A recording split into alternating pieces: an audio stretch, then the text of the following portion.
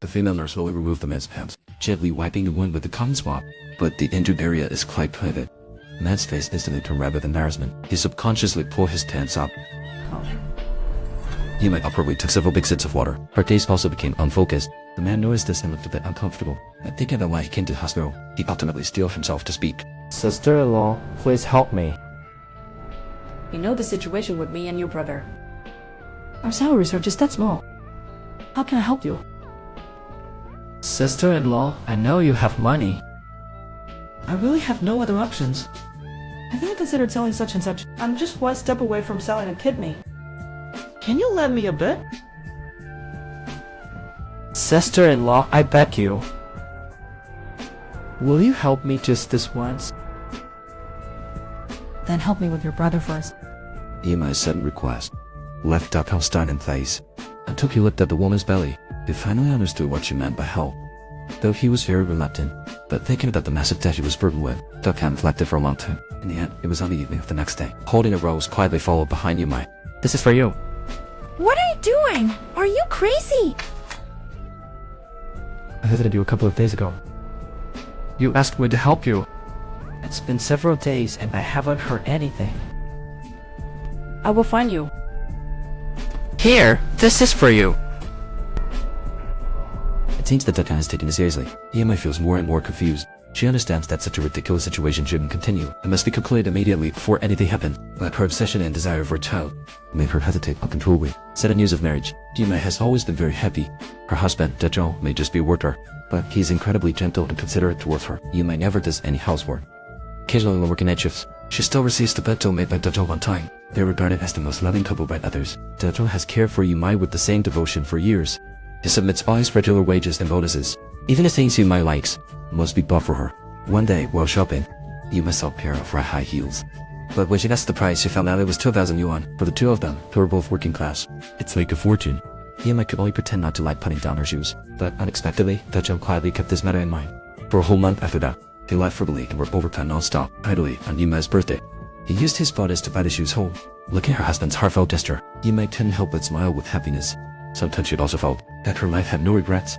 But when she thought of being married for many years without having a child, Ye Mei's heart tightened again. After all, not being a will be mother is everyone's lifelong regret. In order to conceive the crystallization of love, Ye Mei underwent checkups again and again. As procedures became routine.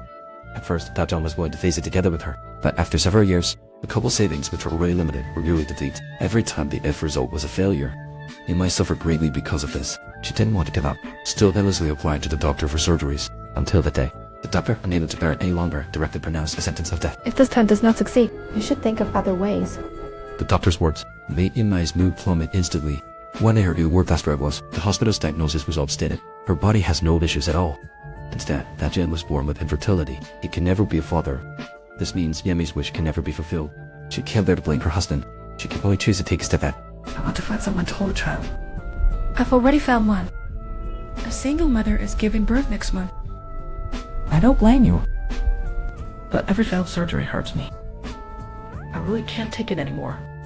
I feel like I'm about to collapse. We still need 80,000 yuan. But we don't have enough money.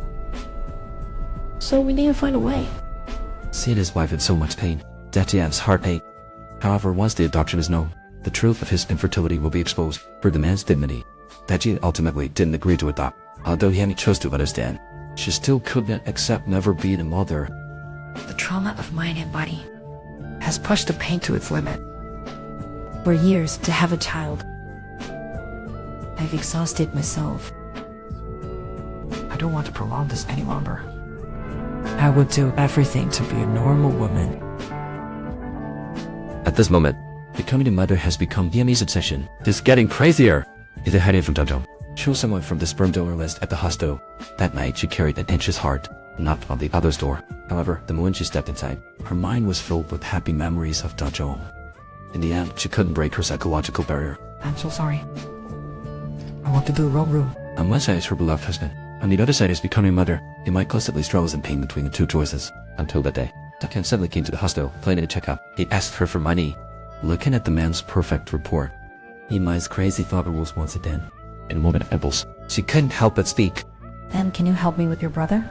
Jiang certainly understood what Ye Mei was saying. He was terrified by this absurd request. then immediately fled in panic. But who had thought that just after leaving the hospital, he was confronted by debt collectors. They caught him. Don't run. Run again! Brother, I won't run anymore. I'm too scared. Pay back the money. Brother, can you give me 3 days? Just 3 days and I'll be back. I'll give you all this money. Remember, that only give you 3 days. Because of the gambling habit, Qiang has a very racked life debt. His unemployed ruffian. Housewife is in the restoration for the it's barely holding on. But at this moment, Qiang can't care about that. He hurriedly rushes home. He demands the household status look for Zhaja. Where's the savings book? It's gone. Come, see left cupboard. Look how badly I was beaten. Give me the savings book. What do you mean by that? I've been beaten up like this. Are you just ignoring this? I know you kept this money safe. So I'll consider this money as a loan from you. I'll repay you once I have the money, okay? Fine. You won't give it, right? I'll just take it myself. I know where the money is. Let go of me! They're about to kill me! Are you crazy? Are you hoping for my death? Then just go ahead and die! Say that again. Qiang, if you dare touch that money today, I'll kill myself right in front of you. His wife's attitude was firm. Qiang ultimately didn't dare to make a move. His bold behavior and actions made Zhou completely disappointed. The couple got their divorce certificate that afternoon. Only their daughter kept it from public knowledge. But with just 2 days left to repay the money, Qiang was anxious and restless. At that moment, he suddenly remembered Ye Mei's outrageous request that day. Feeling hopeless, he had to grit his teeth and find a woman. He agreed to help her win. At then, Ye Mei was increasingly desperate for her child. She was going crazy. She desperately longed to be a mother. After struggling repeatedly, she changed into a glamorous heaven and walked into Qiang's new shop. As the roll-up door was slowly lowered, whole mistakes had already been made. Ye Mei had thought this would be a secret, but unexpectedly, that all happened to pass by and saw everything through an open window. His heart sank like a rock. Thinking of the suffering his wife had endured to be a mother, he still didn't rush in. Instead, he pretended nothing happened and rolled away. At evening, Ye Mei returned home, but she was no longer as happy as before. She washed her body repeatedly with soap and deeply regretted her madness. But things have already happened. Everything can't go back to the way it was after that day. Jiang and Ye Mei both had heavy hearts. They were no longer as affectionate as before. And what's worse is, that day while Ye Mei was at work, she unexpectedly received some photos from her younger brother. The content inside was exactly what happened at the noodle shop that day. Ye Mei was instantly terrified. She hardly called Qiang to discuss. you take a look. It turned out that besides Jiang, the other brother was also standing not far away, witnessing everything at the time. He was at a low point in his career, desperately needing money to make a comeback. So he came up with this idea. He was preparing to blackmail Ye Mei with this. Third brother, this is not what you think. Yes, it's her. Brother-in-law, don't worry. I won't tell anyone about this. But I now need some money. I need a lot. Just a little help would be good. But where would that already in debt find the money? It could only tell Ye Mei the truth. How much does that couple need? He didn't say how much he wants. Do you have money? What if someone sees this photo on the phone? I know what to do. You don't know anything. The two argued fiercely, but unexpectedly, all their conversations were heard by Zhou, who was passing by. She immediately understood what was happening. On feeling sight, she felt helpless. What surprised everyone even more was that Zhou's phone happened to be lost at this time. It was frantically searching everywhere, fearing those photos might lead and ruin the family.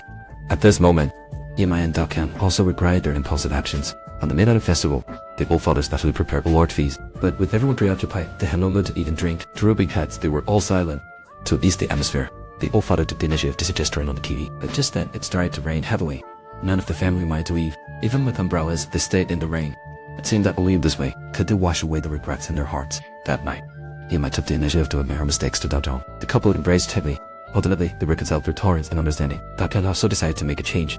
He worked hard to earn money to win that Zhou's forgiveness. As for Zhou, he returned to the big city to start over. Finally, the family found a path they wanted to take in the future. They will never know. That phone, the evil father who realized everything long ago, was thrown into the sea.